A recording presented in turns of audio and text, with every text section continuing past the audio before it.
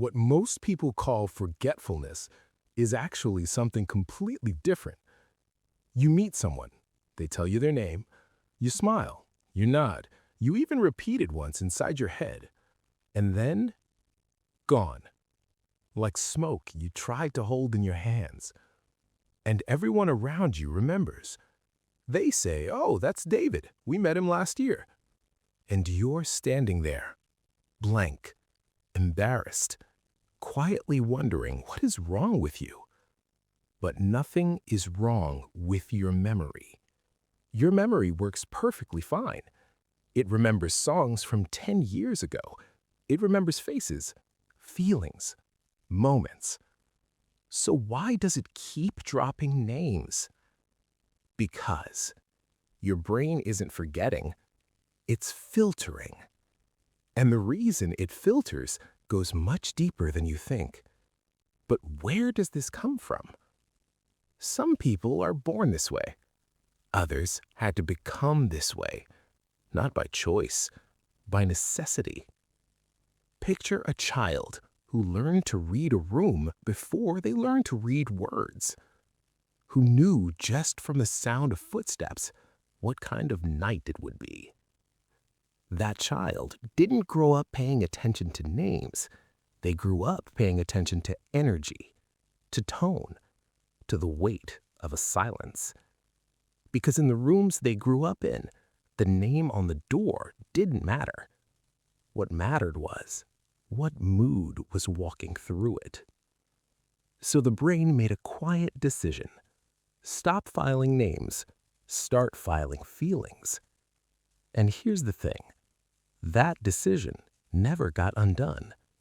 You carried it out of that room into every crowded space, every introduction, every handshake, and it's still running right now. You walk into a crowded room, new faces everywhere, introductions happening fast. Someone walks up to you, smiles, says their name, and in that exact moment, your brain is doing something fascinating. It's not recording the name. It's reading the room. Is this person safe? What's the energy here? What does this smile actually mean? Your brain made a choice without asking you. It decided that the feeling of this moment was more important than the label attached to it. Psychologists call this selective encoding. Your brain keeps what feels urgent and quietly drops what doesn't. Simply, names are neutral. Feelings are survival. Think of it like a filter. Every second, your brain is flooded with information. It can't keep everything, so it keeps what matters most to you. And for you, what matters most has always been how something feels, not what it's called. But here's what nobody tells you. That filter, it's costing you socially. And you felt that every time you've looked at a familiar face and felt that cold blank space where a name should be. And this is where it quietly gets worse. Have you ever noticed something strange? You forget the name, but you remember everything else. You remember exactly how they made you feel the first second you met them. Warm, guarded, nervous, open. You remember what they were going through, even if they never said it out loud. You could just tell.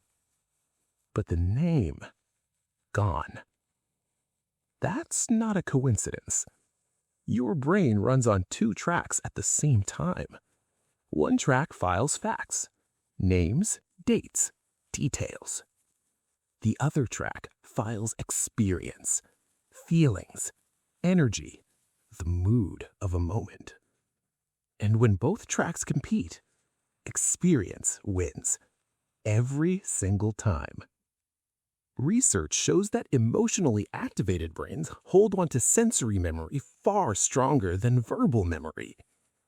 In simple words, what the moment felt like outlasts what was said in it. Like how you can't remember the exact words of a song, but the feeling of it hits you the same way every time. That's your brain. That's how it works. Stay with me here because this next part changes how you see everything. Every time you forgot a name, you actually gained something. A deeper read of that person, an emotional fingerprint, something most people never pick up on at all. The name slipped out, but the truth of that person stayed. And that changes everything. Everyone thinks forgetting names means you don't care about people, but it actually means the opposite. You care too much. You walk into a room and you immediately feel everything. The tension near the corner, the smile that's just a little too wide, the conversation that stopped 1 second too early. You picked all of that up without trying, without meaning to.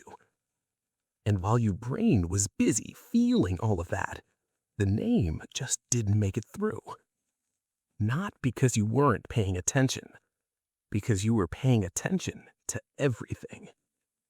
Psychologists call this sensory overload, when your brain takes in more emotional information than it can process at once. Think of it like a cup that's already full. The name arrives, but there's no room left. It spills over the edge and disappears.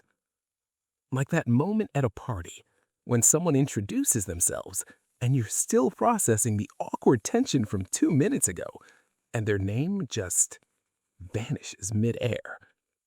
You know exactly what that feels like. Most people never see this part. The people who forget names most easily are often the most emotionally present people in the room. Not the least, the most. And that's not a flaw. That's just what it costs to feel everything. But wait, there's something else. Here's something nobody says out loud. Forgetting names costs you socially. You already know this. You've seen it on someone's face, that quick flicker of hurt when you couldn't remember. And you carry that quietly. That guilt, that feeling of, why can't I just be normal about this? But here's what nobody tells you. The people who are best with names are usually the people most focused on how they come across. They repeat your name 3 times because someone told them it makes you feel important. It's a technique, a social performance. They're managing impression while you were busy actually being present. Too absorbed in the real conversation to run the name memorization drill in the background. You weren't being careless. You were being genuine. And in a world full of people performing connection, genuine is rare. Genuinely rare. The real reason goes even deeper. Here's something worth noticing. You forget names, but you never forget stories. Ask yourself, can you remember how someone felt the first time you met them? Their energy, what they were carrying, whether they seemed okay or just pretending to be. You remember that clearly. That's not a coincidence. That's a completely different kind of intelligence. One that reads beneath the surface. One that was built in rooms where what someone said and what they meant were never the same thing. You learned early that words can lie, but energy doesn't. So you stopped trusting labels and started trusting feelings. And you brought that into every room you've ever walked into. Nothing is wrong with you. You were never broken. You were just wired to feel first and file later. In a world obsessed with names, titles, and labels, you kept seeing people. That is not forgetting. That is seeing.